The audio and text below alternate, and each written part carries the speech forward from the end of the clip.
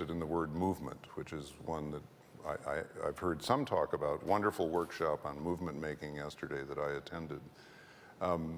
Would like to hear more talk about that. But a movement is characterized by a community that at its best is a discerning community.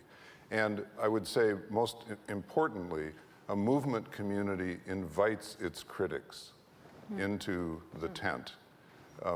If you don't invite the critics in, if you don't stay open to the critics in a very vulnerable way, you become fascist.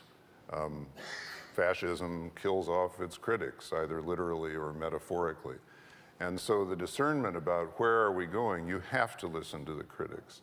They're the ones who can see what you can't see. They're the ones who can pop the bubble that always appears over a movement, making everybody breathe the same air, think the same thoughts, and figure we've got it right and nobody else does. So community is critical to me, and also holding these paradoxes like simplicity and complexity, like chutzpah and humility, like breathing in and breathing out, like resting and acting. Simple stuff, but we forget to do it.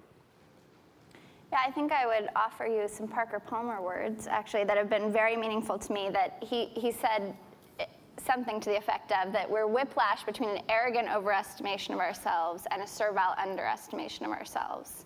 And I think the sweet spot is somewhere in between, right? And kind of trying to stay there as much of the time as you can as you're doing your innovation or your disruption or your rebellion or all these grand things that we might call that.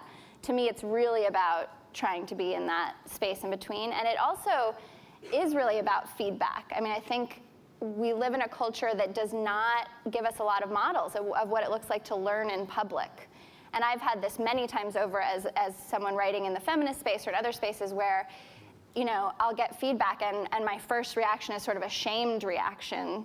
And then I have to take a deep breath and go, what does it actually look like to, A, potentially be wrong, and integrate some of that feedback, or, you know, B, to say, actually, I stand by what I said and this is how I feel about it. But there's just so few models of that. And I think in our political sphere, we actually call it flip-flopping when anyone shifts what they think about something. And, and really some of the rebels I respect most did learn in public. You think about Malcolm X or other people who very visibly shifted their mind about something over a period of time.